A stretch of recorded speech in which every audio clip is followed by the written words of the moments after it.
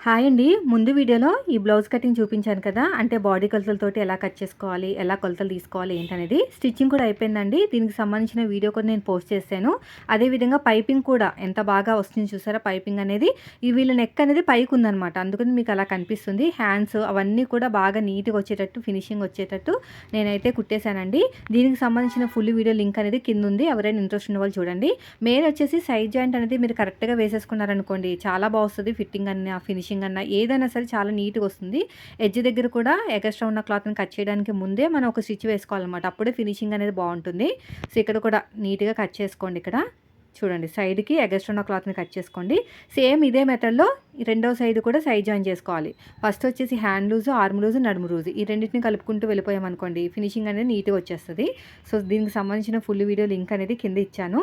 ఎవరైనా చూడకపోతే ఒకసారి చూడండి. ఇంట్రెస్ట్ ఉన్నవాళ్ళు నేర్చుకోవాలనుకుంటే స్కిప్ చేయకుండా చూడండి. అప్పుడే వస్తది మీకు.